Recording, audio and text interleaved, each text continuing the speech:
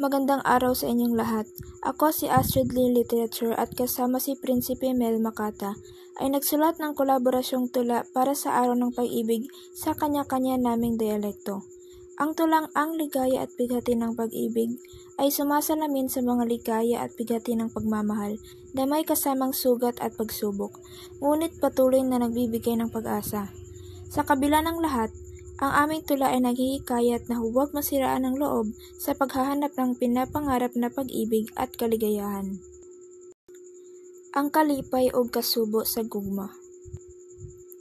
Ang gugma murag nota sa ilawom sa kangitngit. Usa ka kahayag nga nag-iya sa nagbiyahe nga kasing-kasing. Sa matag pagtan-aw, ang kalibutan mihunong. Apan luyo sa pahiyom, ang kasing-kasing mipitik sa ngitngit nga dalan. Dili tanang kalipay, walay tinago nga mga samad. Sa luyo sa katawa, adunay usa ka balud sa mga luha. Ang kasing-kasing nasamdan, apan nagpadayon sa pagpangita sa paglaom. Bisan pa sa kapildihan, ang tingwa mo bangon pag-usab. Sama sa usa ka kahoy, nga mitubo sa gahi nga mga bato. Bisan ang bagyo mulabay, ang gamot mahimong lig-on. Ang gugma, bisan pa sa pagsulay, musubay sa dalan, mubangon gikan sa mga luha, musidlak og magdala og paglaom. Anugma asin kamunduan nin pagpadaba. Nakasurat na sa satuyang buhay. An magtubod na mayong iba garo-arog kan mga tula.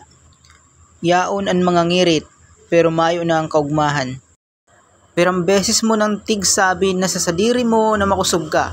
Pero taano tangunyan, naghihibi ka. Nagahagad kita permining pagkamot na daing kasagkoran, dagos naman ang pagbuhos kan mga luha. May mga pasakit na namamatean ang satong mga puso. Sa sadiri tigahapot, ano ang nagibo kong kasalan?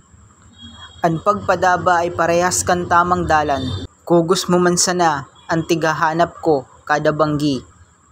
Padaba ako.